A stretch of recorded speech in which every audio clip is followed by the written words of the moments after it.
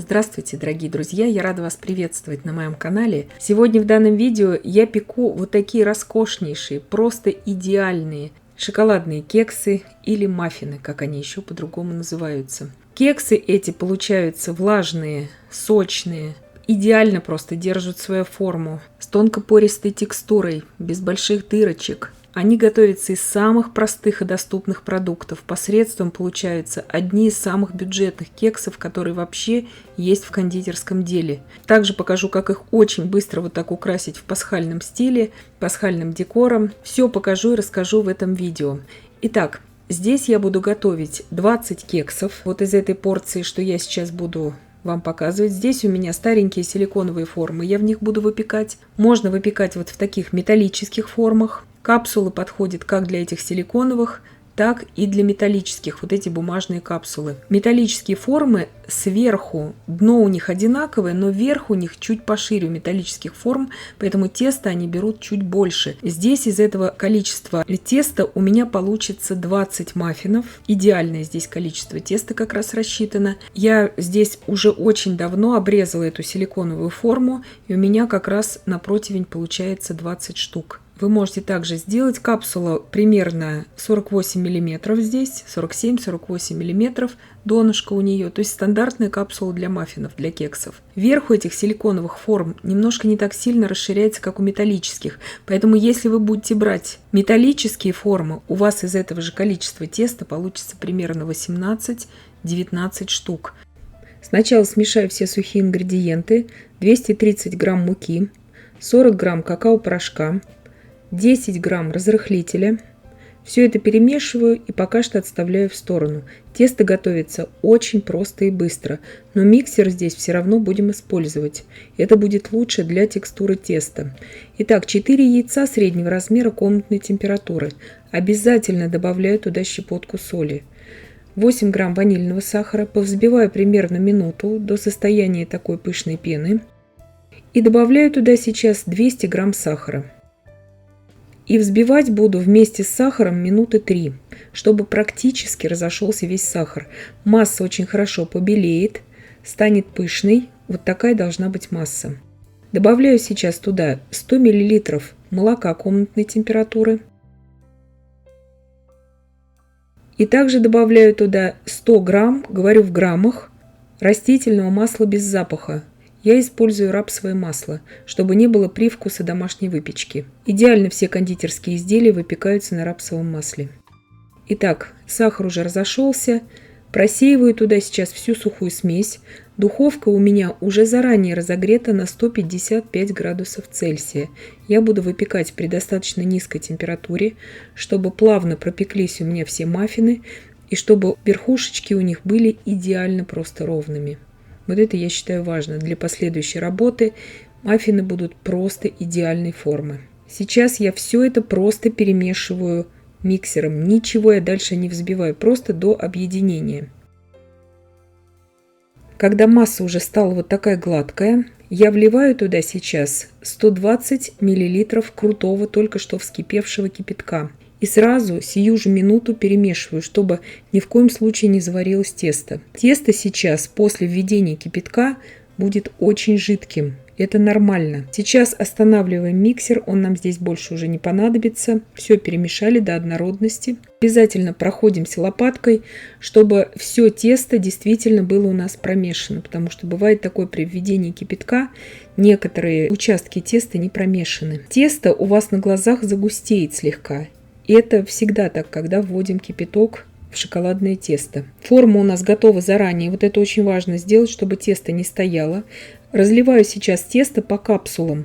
Чуть больше половины в каждую капсулу я наливаю. Потом, если тесто останется, можно еще слегка подлить. То есть форма должна быть заполнена, каждая капсула, максимум на 3/4, не больше, потому что они хорошо поднимутся.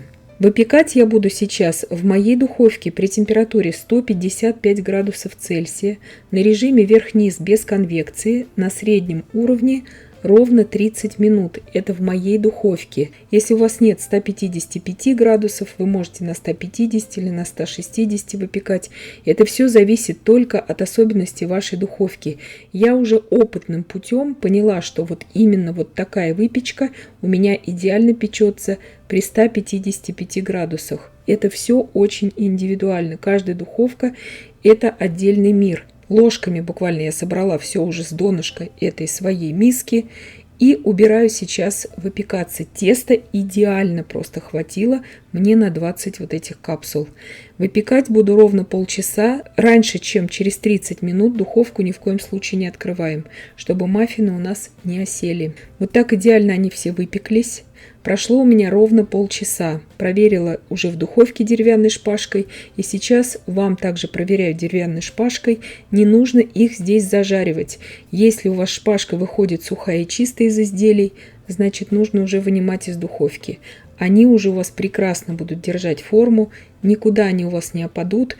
Тесто здесь просто роскошное. Не нужно бояться их готовить. Они у всех всегда получатся. Сразу же, как только вот мы их достали из духовки, сразу вынимаем их из формы или из металлической, или из силиконовой, как в моем случае. Без разницы. И ставим сразу на решетку, чтобы донышко и боковинки у нас не отсырели. Остужаем обязательно на решетке. Они остывают быстро, так как форма здесь небольшая. Вот такие роскошные они у нас получились. Все идеально ровные, все пропеченные. Текстура тонко-пористая, очень удобная. Сейчас покажу даже, как вынимать из них серединку, если вы захотите их наполнять различными наполнителями. Здесь можете и конфи какой-то сварить, и пудинг, и каким-то кремом их наполнять. То есть все на ваше усмотрение. Эти маффины очень неприхотливые. Их также можно заморозить. Сразу хочу сказать, перед заморозкой им нужно дать полностью остыть, чтобы они у вас полностью были уже охлажденными. Потом убираем герметично упакованными их уже в морозилку. Но имейте в виду, что любое изделие после морозилки частично теряет свой аромат и, возможно, даже вкус. Пару дней их можно спокойно хранить в герметичном контейнере в холодильнике, ничего с ними не будет. То есть вы их можете приготовить заранее и также хранить их в холодильнике пару дней. Абсолютно прекрасно они перенесут это. Вот так идеально с них снимается бумажная капсула.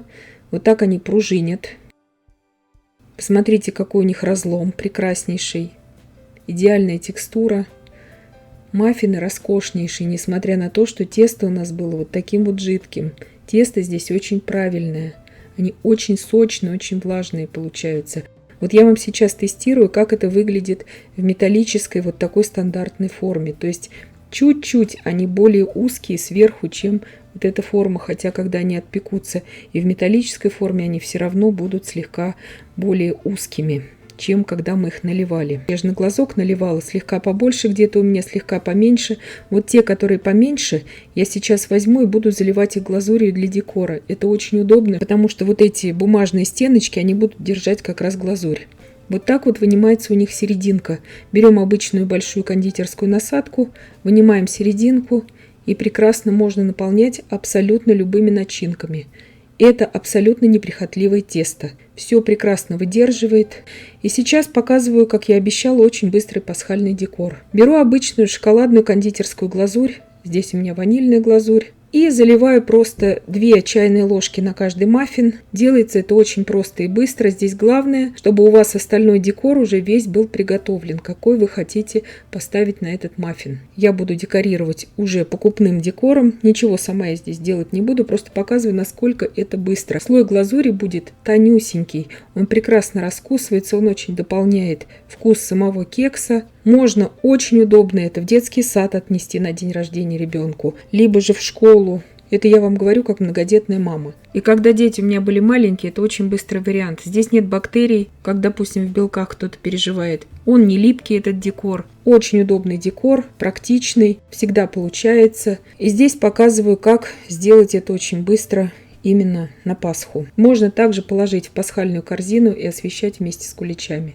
Я здесь выставляю просто уже готовые покупные конфеты в виде пасхальных яиц. Сейчас продается огромное количество различных сладостей в виде пасхального декора. Также посыпаю разноцветными посыпками. У меня здесь зеленые и желтые. И посмотрите уже, какой прекрасный маффин у нас в пасхальной тематике получается. Буквально за какие-то минуты. Ничего здесь выдумывать не нужно. Вы также можете это все, конечно же, покрывать и королевским айсингом, то есть белковой глазурью. Можно также покрывать и белым шоколадом, и темным шоколадом. Все как вам нравится. Просто кондитерская глазурь, она более текучая, чем шоколад.